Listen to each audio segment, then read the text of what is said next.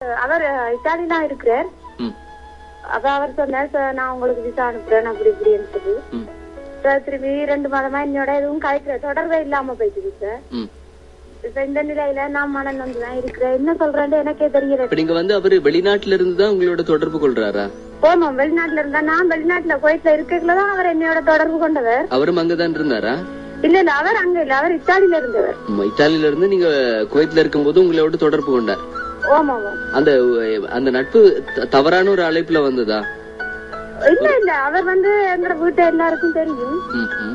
எங்க வீட்டு எல்லாருக்கும் தெரியும். ஆனா நான் பார்த்தது இல்ல, அவரை முன்பின் பார்த்தது இல்ல. உறவுக்காரரா அல்லது தெரிஞ்ச? உறவுக்காரர். உறவுக்காரர் ஒருத்தர் தானா? அவர் உங்களோட தொலைபேசி இலக்கத்தை எடுத்து உங்களுக்கு கால் பண்ணி இருந்தார். அந்த நேரம் தான் அறிமுகமானாரா? அது பிறகு சகோதரி அவர் வந்து காதல கேட்டிருந்தார். நீங்க காதலிக்கிறதா சொல்லிருந்தீங்களா? நான் சில மாதங்கள் விட்டு கொடுத்தேன். நான் ஏழாவது, எனக்கு 2 பிள்ளைகள் இருக்கிறாங்கன்னு ஏழான்னு சொல்லி இருக்கல. இல்ல, நான் உங்களை கல்யாணம் கட்டுறேன் அப்படி இப்படின்னு தான் சொன்னவர். எனக்கு நம்பிக்கை இல்ல, நான் பெருசா விருப்பப்படையும் இல்ல இதை பத்தி. ஏன்னா எனக்கு 2 பிள்ளைகள் இருக்கிறாங்கன்றபடியால நான் பெருசா விருப்பப்படையும் இல்ல. உங்களுக்கு ஏற்கனவே திருமணமானதால நீங்க வந்து விருப்பப்படல.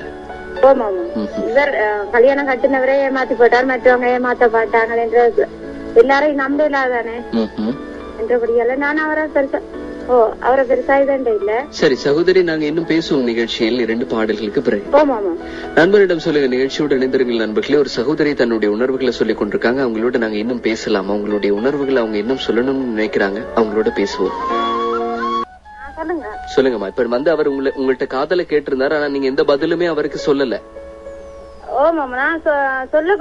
சொல்லக்கூடிய சூழ்நிலையில நான் இல்ல. ஏன்னு சொன்னா எனக்கு ஏற்கனவே 2 பிள்ளைகள் இருக்கிறபடியால அவர்கிட்ட எந்த காதலையும் சொல்றதுக்கு எனக்கு விருப்பம் இல்லை. ஏன்னு சொன்னா இவரும் ஏமாற்ற மாட்டார் என்ற ஒரு நிச்சயம் இல்ல தானே. சரி, உங்களோட முதல் கணவர் ஏன் உங்களை விட்டுட்டு போனார் சகோதரி? அவர் விட்டுட்டு போயில, அவர் வேற கல்யாணம் கட்டிட்டார். இன்னொரு கல்யாணம் கட்டிட்டாரா? உங்களோட 2 பிள்ளைகள் என்ன செய்யறாங்க? எங்க அம்மாவோட தான் இருக்கிறாங்க. அம்மாவோட இருக்கிறாங்க. படிக்கிறாங்களா? படிக்கிறாங்களா? 2 பேரும் படிக்கிறாங்க. மகள் ஓயல் செய்யறா, மகன் 7ஆம் ஆண்டு படிச்சிட்டு. சரி, இப்ப நீங்க வந்து இங்க கொழும்புல வேலை செய்றீங்களா?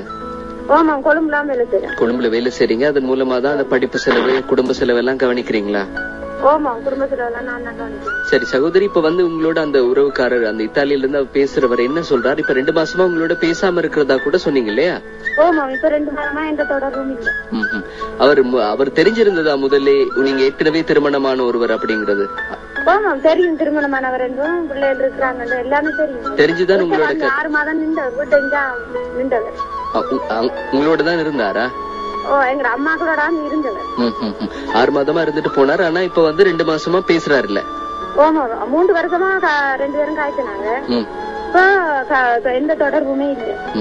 சரி, இப்ப நீங்க வந்து என்ன நினைக்கிறீங்க சகோதரி? அவர் உங்களோட கதைக்கணும்ன்ற ஒரு எதிர்பார்ப்பு உங்களுக்குள்ள இருக்கு? அவர் இன்னும் உங்களோட கதைக்கணும் அப்படிங்கிற ஒரு எதிர்பார்ப்பு உங்களுக்குள்ள இருக்கா? அவர் உங்களோட கதைக்கணும், வளமை போலவே கதைக்கணும் அப்படின்னு நீங்க நினைக்கிறீங்க. ஆனா அவர் வந்து திடீர்னு இப்படி இப்ப கொஞ்ச காலமா கதைக்காம இருக்கிறாரு உங்களோட. நான் இங்க இருந்து டெலிபோன் எடுத்தா வேற ஒரு ஆள் தான் அவர நம்பர்ல இருந்து ஆன்சர் பண்ணி கதைக்கிறேன். சரி, நீங்க விசாரிச்சு பாத்தீங்களா? அவர் ஏதாவது வந்து கஷ்டங்களுக்கு அல்லது ஏதாவது ஒரு பிரச்சனைக்கு முகம் கொடுத்திருக்காரோ தெரியல இல்லையா? என்னன்னு தெரியாது, ஒண்ணும் தெரியாதுதானே, அதெல்லாம் பிரச்சனை. கொஞ்சம் காலம் கொடுத்து பாருங்க சகோதரி. ஏன்னா அவர் என்ன நிலைமையில இப்ப இருக்காரு அப்படிங்கறத தெரிஞ்சு கொள்ளாம நாங்க எந்த ஒரு முடிவுக்கும் வர முடியாது இல்லையா? இல்ல, நான் கேக்குறது என்னடா, இப்ப பிள்ளைகள் வந்து இருக்கிறாங்க தானே, இன்னொரு திருமணத்துக்கு இது சரியா என்ற ஒரு இதுதான் எனக்கு. இப்ப எனக்குள்ள இருக்கிற பிரச்சனை வந்து இன்னொரு திருமணம் செய்யலாமா இன்னொரு அப்படின்ற ஒரு பிரச்சனை தான்.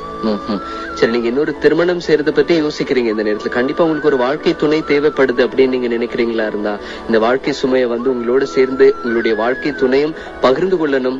அதே நேரம் பிள்ளைகளுக்கும் நல்ல ஒரு பாதுகாப்பா அந்த ஒரு பாதுகாப்பு உணர்வு கொடுக்கறதுக்கு இன்னும் ஒரு வாழ்க்கை துணை உங்களுக்கு தேவைன்னு நீங்க உணர்வீங்களா இருந்தா கண்டிப்பா அந்த முடிவுக்கு போகலாம் சகோதரி நீங்க. இல்லன்னா இன்னும் நீங்க தனிமைப்பட்டு இருக்கிறதாக அந்த உணர்வு உங்களுக்குள்ள வருமா இருந்தா அதுவே சில நேரங்களில் இன்னும் அதிகமான பிரச்சனைகளை கூட உருவாக்கி விடலாம். இப்ப ஒரு நண்பர் உங்களோட கதைச்சு அம்மாவும் அப்படித்தான் சொல்றாங்க, நீங்க வேற கல்யாணம் கட்டுனாதான் ஏண்டா நாளைக்கு பிள்ளைகள் பாப்பாங்கன்ற ஒரு நிச்சயம் இல்லன்னு சொல்லி சொல்றாங்க. இந்த நிலையில நான் பிள்ளைகளை விட்டு பிரிக்கிறதா இல்லைன்னு சொன்னா பிள்ளைகள் நம்மளுக்கு முக்கியம் தானே. கண்டிப்பா கண்டிப்பா. பிள்ளைகள் பாக்குறாங்களோ இல்லையோ அவங்களுக்கு ஒரு நல்ல ஒரு எதிர்காலத்தை நீங்க கொடுக்க வேண்டியது மிகப்பெரிய ஒரு பொறுப்பு இல்லையா அவங்களுடைய. அதனால அவங்களுக்கும் ஒரு நல்ல ஒரு எதிர்காலத்தை உருவாக்குறதுக்கான சந்தர்ப்பம் வரும். அதே நேரம் அவங்களும் ஒரு பாதுகாப்பு உணர்வு உணரணும், உங்களுக்கும் ஒரு பாதுகாப்பு இருக்கணும்.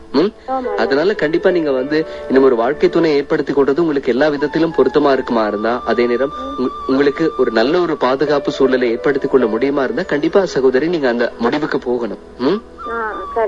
ரொம்ப நன்றி உணர்வுகளை சொன்னதுக்கு.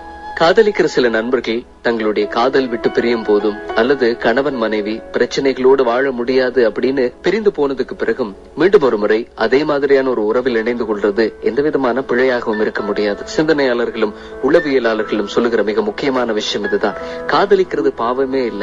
காதலிக்கிறோம், அவருடைய உணர்வுகள் தெரியாம, அவங்களுடைய குணாதிசயங்கள் தெரியாம அவங்கள நாங்க காதலிக்கிறோம். ஆனா காதலித்து பழகும் போது அவங்க பழகுற நாட்கள்ல அது எங்களுக்கு பிடிக்காம இருக்கு, அது எங்களுக்கு ரொம்ப வேதனையை தருது, கஷ்டத்தை தருது, அந்த உறவு எங்களோட ஒட்டாத நிலையில இருக்கும் போது நாங்க அதை விட்டு பிரியலாம் அல்லது இன்னும் பிரச்சனையா இருக்கும் அல்லது அதுல சுமூகமான ஒரு தீர்வை கொடுக்க முடியாதுன்னு நினைக்கும் போது அடுத்த விஷயத்தை நாங்க யோசிக்கிறது நல்லதுன்னு உளவியலாளர்கள் சொல்கிறார்கள். அதே நேரம் விவாகரத்து சம்பந்தப்பட்ட விஷயங்களிலும் அதே பதில் தான். இந்த மாதிரியான பிரிவுகள் வந்ததுக்கு பிறகு தங்களுக்கென்று ஒரு பாதுகாப்பு உணர்வை, இந்த வாழ்க்கையை சந்தோஷமா வாழ்றதுக்கான வழியை தேடுறதுல எந்த விதமான பிழையும் இருக்காது நண்பர்களே. 0112 30 43 43 வெற்றியின் தொலைபேசி இலக்கம் காத்திருக்கிறது நண்பர்களுடைய உணர்வுகளுக்கு.